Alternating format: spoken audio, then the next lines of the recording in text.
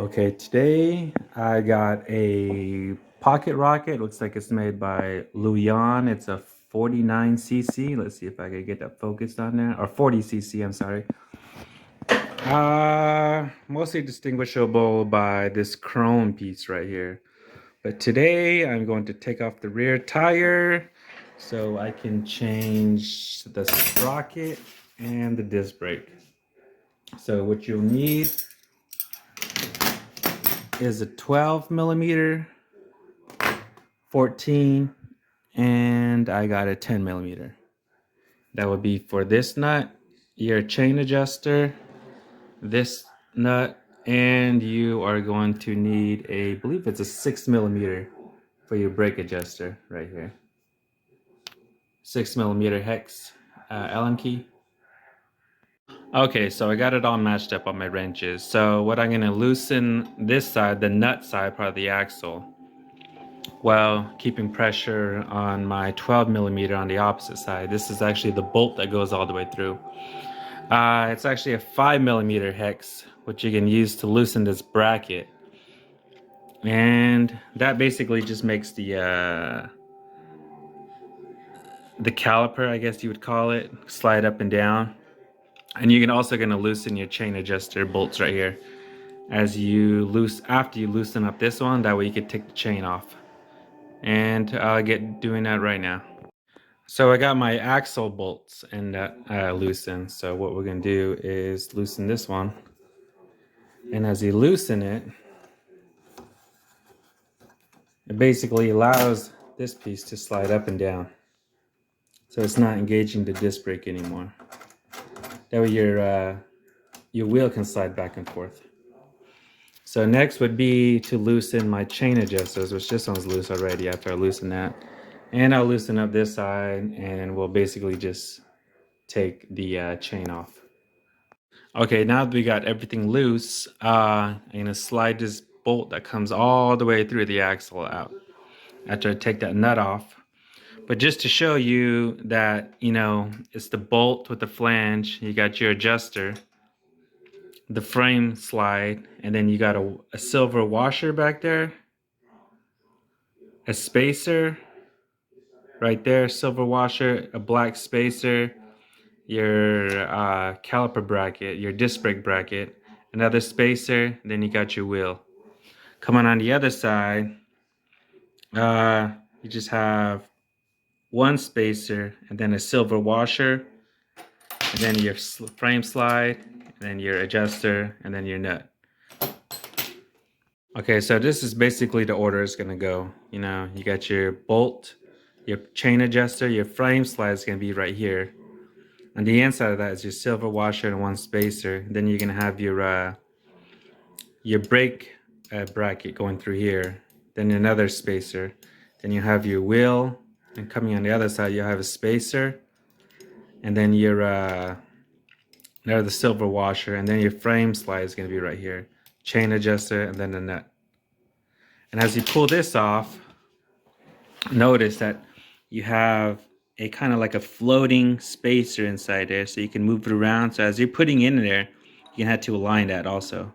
It doesn't move around too much, but you're gonna have to make some adjustments, kind of wiggle it around, and maybe stick a screwdriver on the other side to kind of get it in there. Okay, to take off the sprockets, it's basically just a 5 millimeter that we were using before, and you just take off these three bolts, and same for the brake side too. 3 bolts, and then you take them off, and it should come off easily. Alright, it's important to remember while you're reassembling this that the disc brake slides into your little disc, your rear disc housing right there, and then you put it together. As you're sliding your axle bolt through, make sure your disc brake is in its proper channel, your spaces are in, your silver washer, and if you need help to guide it in, you could always stick something in here and move that inner piece, that little inner rod that sticks inside the axle, shimmy it around, and then you can finally get this one through.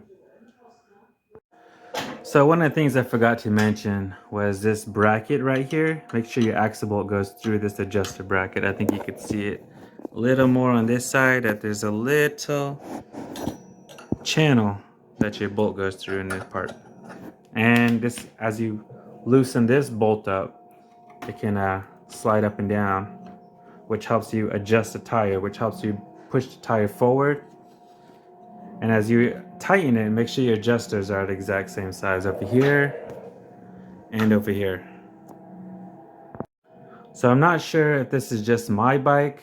I bought this secondhand, but I did switch adjusters. I put the longer barrel adjuster here, paired with the short barrel adjuster, and my medium barrel adjuster I put here. It's basically a spacer. And I also added 4 washers to each bolt right here. Here,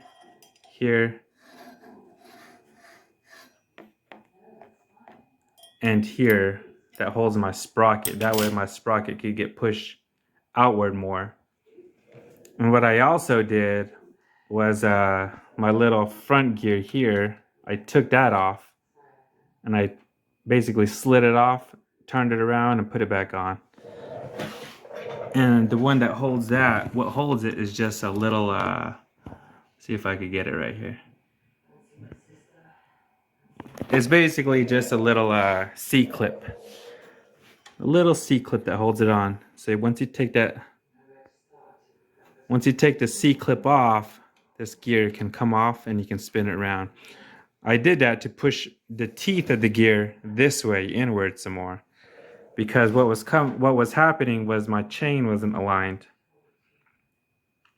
See, now it's a lot more aligned. My sprocket, my rear sprocket is lining up with my front sprocket. Before, my front sprocket was pushed more outward and this one was pushed more inward.